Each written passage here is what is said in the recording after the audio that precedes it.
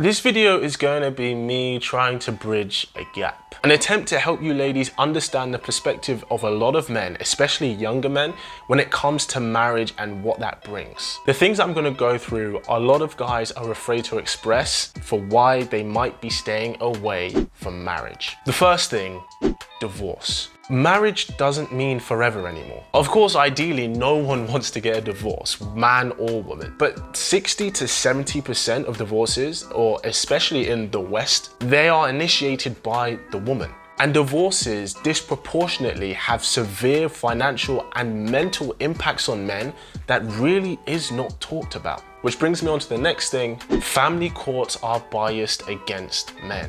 We know and studies show that women get custody of the children 90% of the time in all divorces. And while I don't necessarily disagree with the woman being a bit favored towards being the primary guardian of the children, but a lot of women can, and some do, abuse this power by fully dictating and even withholding time that a father has with his child. And laws and courts do very little, sometimes nothing, to ensure that the father gets an adequate amount of time with his children, that he maintains a significant role in raising them. It's usually just left up to the mother to decide, and this worries a lot of men. Another big influence as to why a lot of men want to stay away from marriage is that we are a generation of divorced parents. I'm not gonna lie to you, I think I only know 2 marriages that didn't end in divorce or that aren't unhappy out of like maybe 15 marriages that I've seen growing up. Plus, we see people get divorced all the time, especially in the media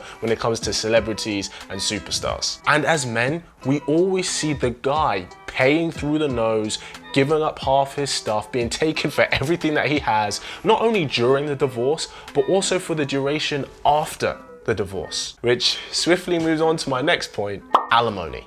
A lot of men don't understand why this is still a thing. To upkeep the lifestyle that a woman has become accustomed to, aren't women independent and fully capable of earning their own living? I'm sorry, but if you're with me and part of the benefits of being with me is enjoying the lifestyle that I provide, if we then decide to go our separate ways, you don't get to keep the benefits of that lifestyle that I provided. It's a very outdated way of looking at things. Ladies, that's like you and your man breaking up, but then you still have to give him the sexual benefits of your body because that's what he's become accustomed to.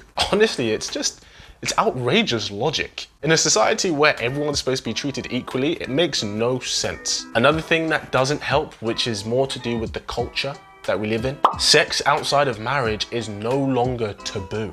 If we're thinking way back in the day, a big incentive for a man to commit to a woman and to put a ring on it was so that he had a regular sexual partner. And unmarried back then, sex was not easily accessible unless you paid for prostitutes, which is 1, was illegal, and 2, was very expensive. Only the rich could afford that on a regular basis, and very much did. I'm not saying it was the only reason that men would want to get married back then, but it was definitely a big incentive. We can't be naive about that. But now, sex is easy to come by. In fact, we're even encouraged to be sexually promiscuous with all the sex-based things that we see online and in the media and on social media and stuff that, you know, marrying for regular sex, that's no longer valid. Now, whether you want to get married in your life or not, I just want you to consider this. You want someone to choose you every day because they want to, not because they feel obligated to. You can still have a life partner without the institution of marriage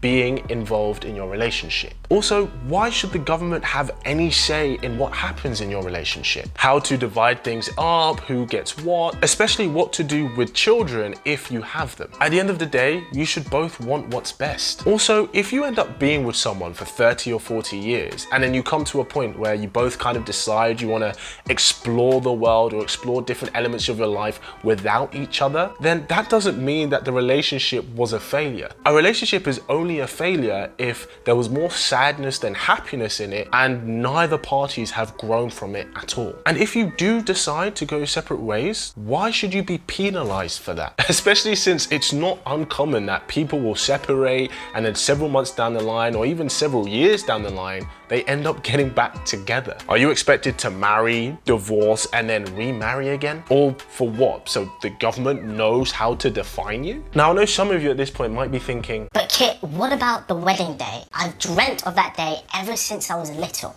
a wedding is just a party, an overly expensive party at that. Yes, it's romantic. Yes, it creates memories, and it gives two families a chance to celebrate love for the people that they love. But you don't need a government contract to do that. It is just a party, a very big party, but a party nevertheless, that you can have at any point, at any time, with whomever that you want. I hope this has shed some light on what a lot of guys are reluctant to talk about, and help you understand a guy's worries and fears when it comes to marriage a little bit better. If you do want to book a session with me, make sure to check out that link below, and don't forget to subscribe to this wonderful tribe. And as always, keep it slick.